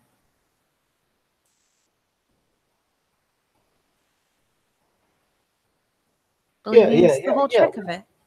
yeah. You can't see a unicorn if you don't believe in them. Well, I certainly didn't believe in trash demons until I killed one the other day. Really? Yeah, so I went over to the other side, and and everything was really good. And then I talked to a chickadee, and the chickadee showed me how to speak to spirits, in as a spirit would speak. And oh man, it was amazing. Trees started talking, and deer, and and and I mean, hey, even the water started talking. Mm-hmm. Oh, Water likes singing. oh yeah, it was great. Likes dancing Oh even better. yeah, it was the most amazing thing I'd ever seen. Like Alice in Wonderland, but good. Mm-hmm. And so then I decided to take a walk, and I mean I ended up on a well, no, not a game trail. I ended up on one of those trails that rich people hike through the Appalachians, and I ended up on a campsite, and on the other side there was a trash demon, and well, it was polluting and trying to kill a sapling, so I fought it, and I won. Good. So Yeah, so you protected it. of course I did. Can't just, I mean, it wouldn't be right just to let something get polluted. That's good. Yeah. That's what you're so- supposed to do. Keep everything Right, safe. right. I mean, and that's what Chickadee said. So I did what I figured was supposed to be done. I'm glad.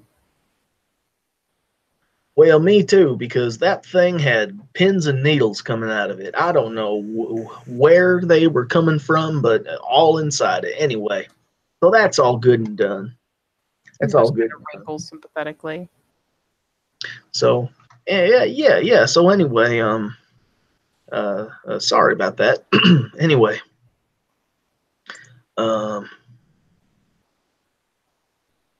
Does that mean you're staying now?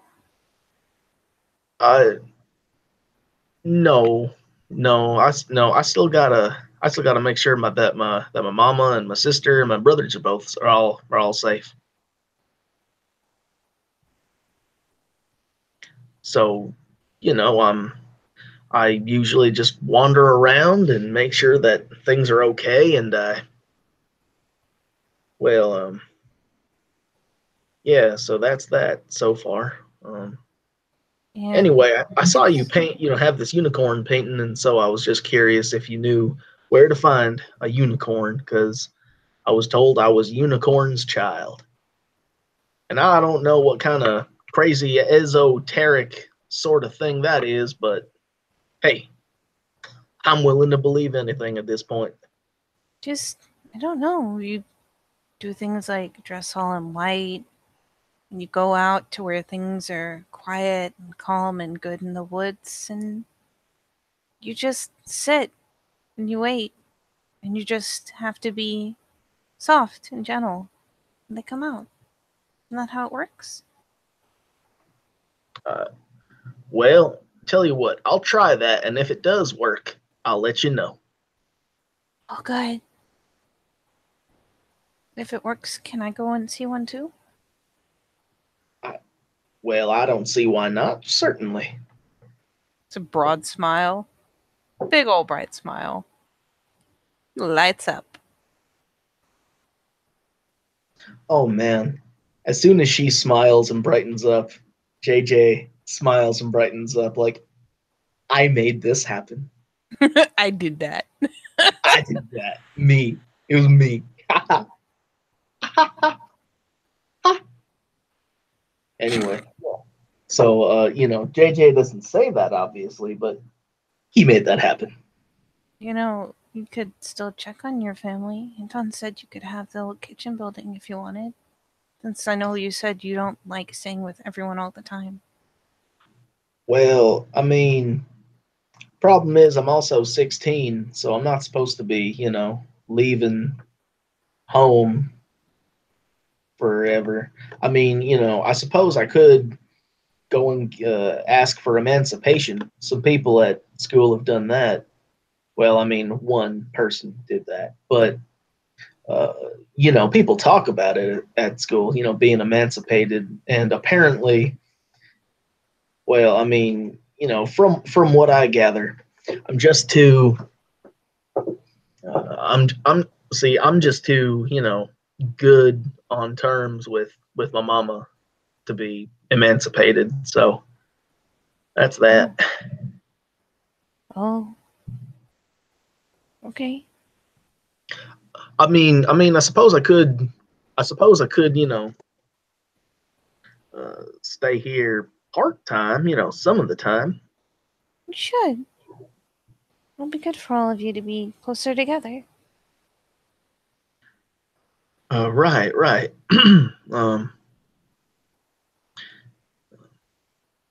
Wolves aren't supposed to be alone.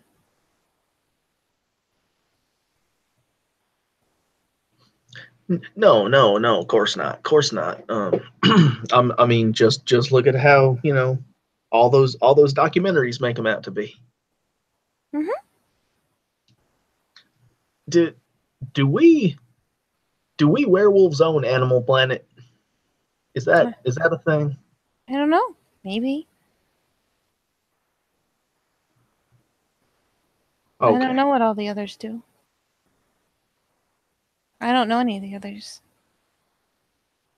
Mom didn't know an Animal Planet. Okay, well, It's kind of a shrug. okay, well, right. Well, uh, so I heard Anton had a bit of a run-in with something a little while back. How's he? Oh, he was really cold, but I think he's better. He got all warmed up and dried out. He was really quiet, but I think he's just worried about all of us being safe. I probably shouldn't play in the garden anymore. Not for a little while. Not till he knows gone. I have to stay close. Right, it does seem like a good policy. Mm-hmm. Besides, I mean, we own.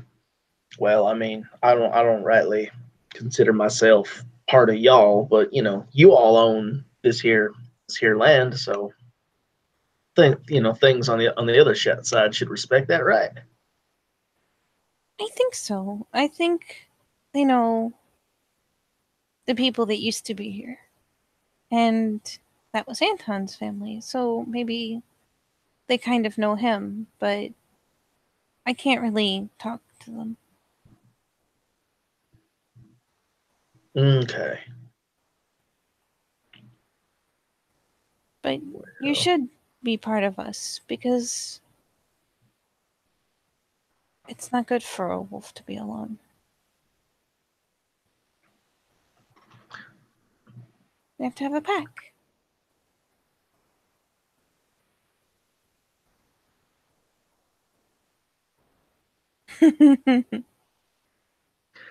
Right. Well, well, I mean, most people, especially recently, mostly just try and keep away from me. And I mean, that's fine. Stop trouble at school, but you know, I mean, people can hardly keep focused on their lessons, so I just kind of stopped showing up. And I have access to my attendance report online, and I'm marked present in all my classes, so I guess you know people just must not want me around. I mean, hey, the system doesn't know you're missing if no one marks you missing. They just don't know better. She gives him a light pat on the arm. We like having you around. Katie, she touched me. She did.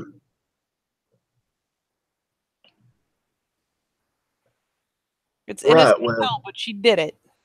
she did it. Mm-hmm. Hey, man. In my eyes, she's appearance six. You gotta, like, you gotta take your whatever's where you can, man. Just gotta get them where you can. Hey, so shit.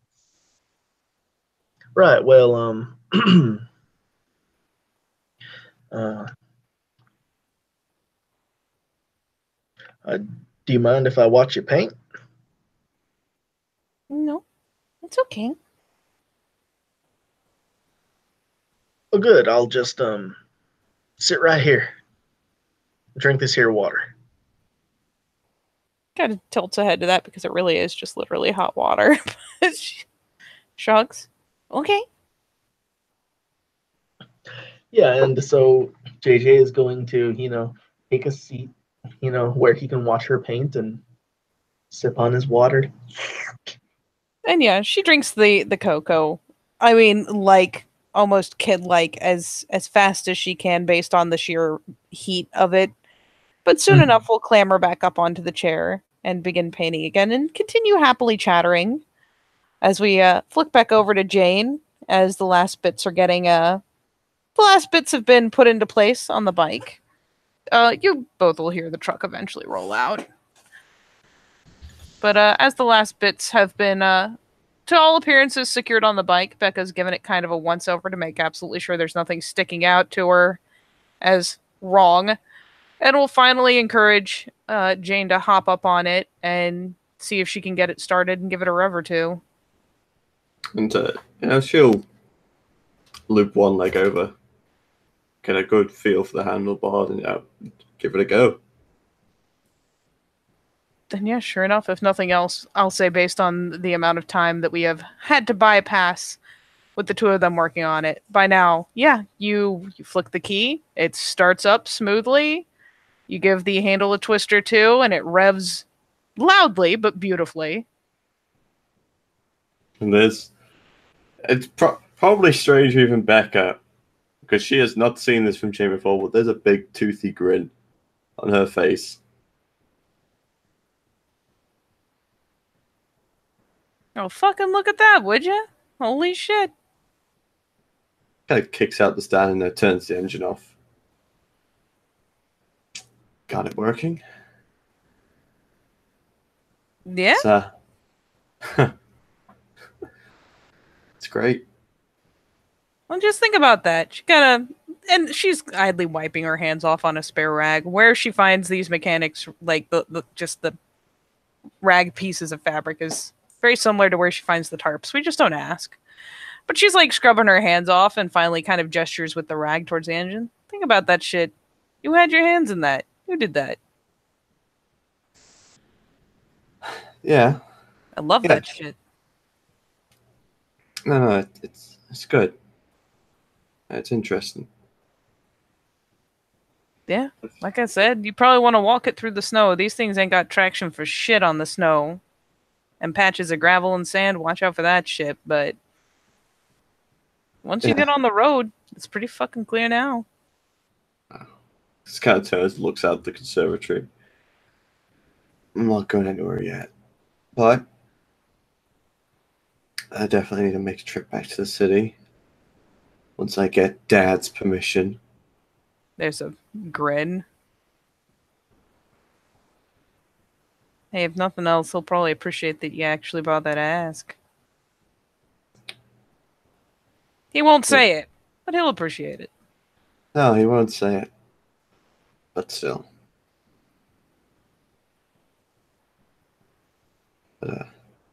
Thanks, Becca. Yeah, no problem. It's been nice to have a pet project. Maybe you can elbow Anton roughly in the head region and remind him he owes me a fucking car. Because if you can pick a car like you pick a bike, she, like, again, gestures with the rag. I figure I ain't going to be unhappy with whatever the fuck you two bring home. Well, I'm sure I could find a bike, a decent car. Just getting a hold of it, that's the problem. Anton seems to be pretty good for it. Mm. I'm not gonna lie to you. She kind of glances over. Fucking step one with this shit back before everything got crazy. I pushed him into stealing a fucking car. And he fucking, you know those, that Thompson family lives like, fuck, I guess you wouldn't, but there's this fucking loaded family lives around about in the natural bridge over where Anton is. Fucking security and everything on their fucking garage. I never would have gone near it. But sure fucking enough, he rolled out the old man's caddy. We made bank chopping that thing up. I'm not surprised. So, with your eye and his fucking apparent ability to not show up on fucking camera, I think the two of you could make a pretty good fucking score if you put your heads together. Aye. So I just point and he shoots. I mean, you seem to have your own particular set of skills when it comes to acquiring something you have set your eyes on. She kind of like slow glances over. I mean, they're just basic skills every woman has. Yeah, but it's a fucking mystery to most men, so it works well enough. Exactly. Are you going to tell me you've never done that before? I would never dream of telling such a lie in my life. Exactly.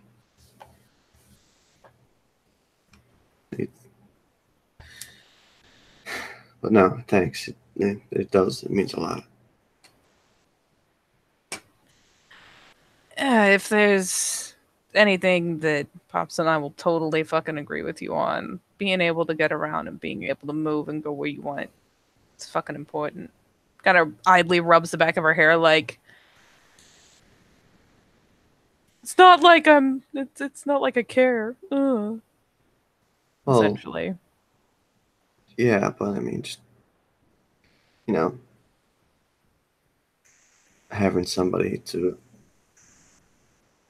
hang out with. Yeah, anytime. I've seen the weirdest of the weird. You guys ain't got shit on that. No, And it it's grins over. I'm not gonna doubt it, but you know, when it's got no connections to anything, you just get lonely. So it's just nice. Of course it is. Gotta make new ones. Helps you feel fucking settled. Helps you feel at home. That's the trick. She kind of like reaches up and does like the temple tap. That's the real trick. You can connect to enough things that you can feel like you got something going on. Feel like you got a support network. You just with us, we just got to be careful not to connect too hard. Because you never know when you gotta fucking take to the road again. Fucking failing at that, Dad's gonna have a fucking shit fit. Yeah. No, I've seen the looks. There's a smirk. I like you guys. This is better than anything I had going on in Jersey, I'll tell you that. First problem there is Jersey. Hmm? First problem there, it's in Jersey. Yeah, I know, right? Like the eyebrows actually come up. There's some emphasis there. Like, yes.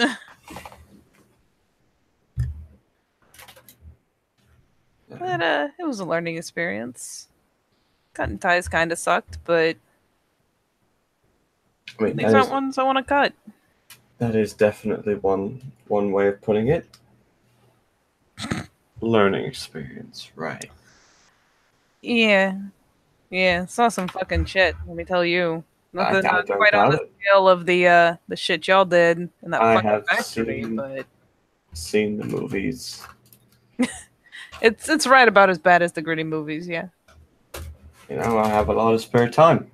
I don't do a lot, so watching reruns of the Terminator and shitty horror movies from what I think is the 90s is about all I can get up to.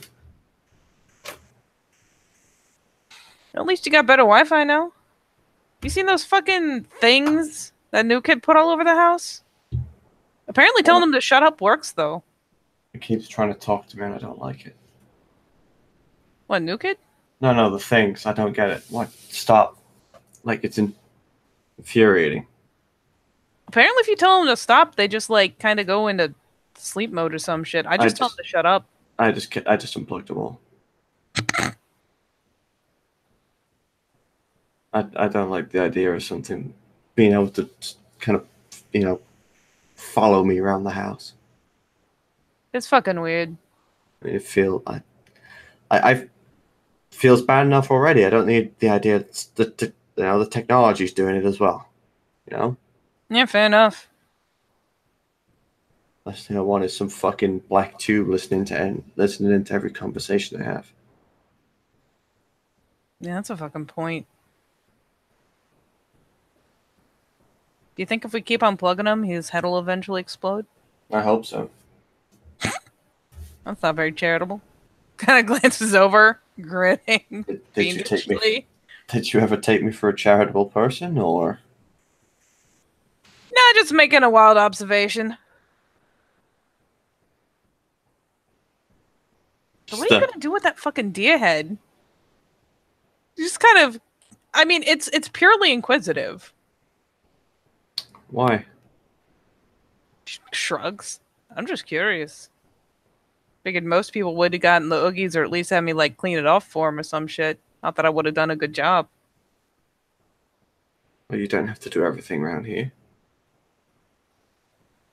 Shrugs. There's a smirk of See, I'm dude, forceful helping. How dare. She grins. Yeah, fair enough. You remember that when this shit thaws and we gotta start chopping wood again. I don't mind chopping wood. I might not be very good at it, but I don't mind doing it. It gets kind of weirdly meditative after a while. Did I say that right? I feel like I didn't. I don't know. Probably.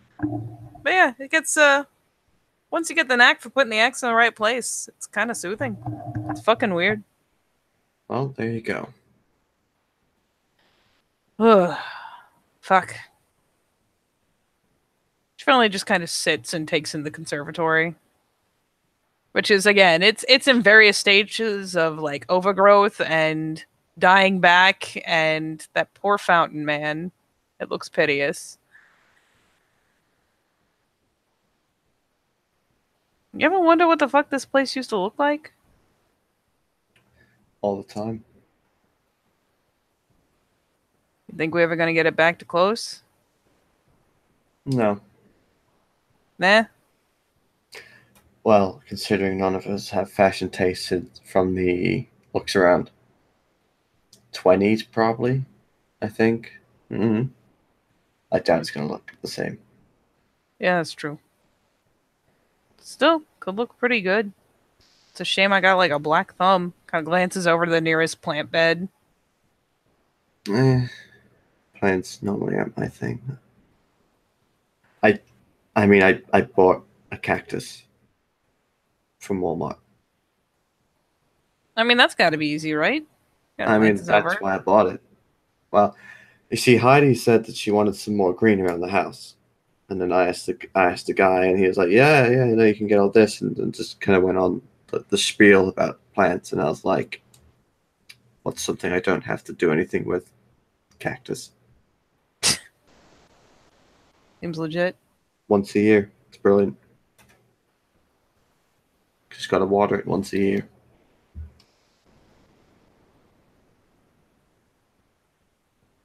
And I'm pretty sure if somebody pisses me off, I can throw it at them. You know, it's not a bad plan.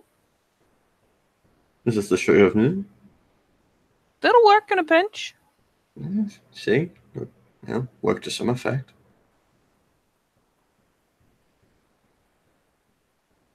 Yeah, fuck it. Ugh. Well, fuck me. Oh, I had to tell fucking Sage. I don't know if this is your shit too. I don't know what is whose shit. But I know Anton said something about, I don't know, fucking talking to the snow, making this place harder to find, making us harder to find. I don't fucking know.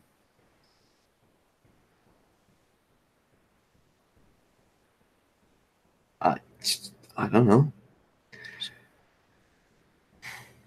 As far as I'm concerned, my shit is looking freaky as all fuck, doing weird things, and just shrug.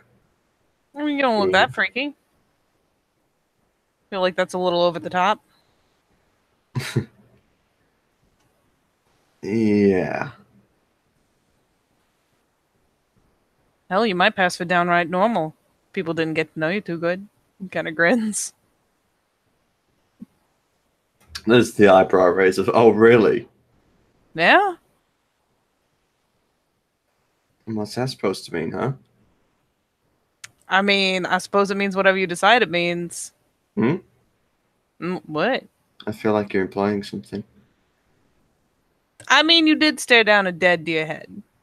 So that's a little, that one, I'll give you. That was a little weird. Just the shaking of her head line. But short of that, pretty normal. You just get the feeling you just need more to do. You're not just wandering around this fucking place. That's why I want to go back to the city. Yeah, fair enough. I ain't gonna stop you.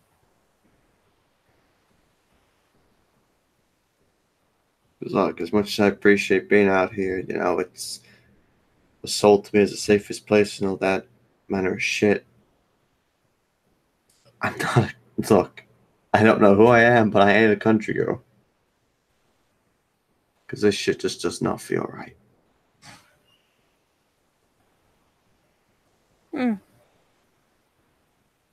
I don't know. Constantly get the fucking feeling there's a lot more going on than I fucking know what to do with, but she heaves a shrug. I just kind of deal with what I can. Especially Yeah, now that I can't go back to the fucking house. Jesus. that's the plan.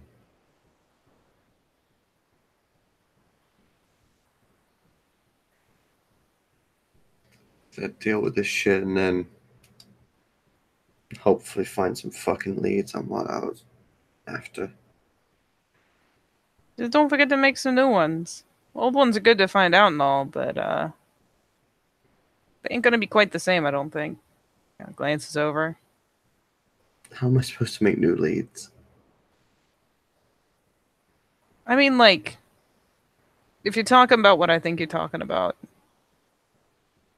finding old connections and shit that you don't remember, it's gonna be weird. Because maybe you're not the same person now you used to be. I don't know. Might as well know who you are now, right? And current you really likes that fucking bike. I don't think I've ever seen you smile that hard. It was almost scary. You smiled like you meant it. Oh, ha ha. It's funny how often I smile, just nobody's around to see it.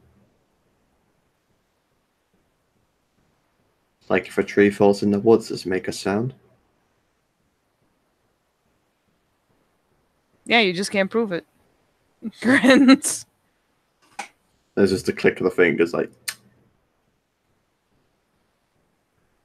So if Jane smiles and there's nobody around, you can't prove it.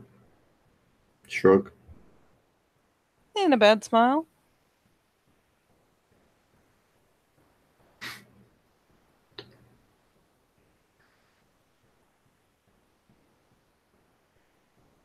You know what? Fuck it. I'm gonna roll for that. Roll for what? Totally not trying to blush. Da-na-na. My lips up. Okay. I'm asking you. Yeah. But I feel like leave it a chance. I'm not gonna force things. Leave it a chance because it's funny. Nope. It's just grins. Well, after a successful whatever that was, kind of pats the bike. I'm gonna go and find some more totally not expensive whiskey that I didn't totally shoplift. I mean, shit. You should steal some of that shit the new kid got. You Oh, got what's in? fucking expensive taste, let me tell you. That's how I got that Godiva chocolate. Oh, Yeah, he fucking went and bought all that camping gear, bought all those fucking weird puck robot things that are all over the house. Cranked up the Wi-Fi though. I don't know how the fuck he did that. well, you know what? That's all on him. I like my $120 bottle of whiskey that I'm going to go enjoy. Hot shit. You know, sharing is caring. So I Oh, hear. you know what? There was an invitation, and I'm so glad that you picked up on it. She grins and hops up.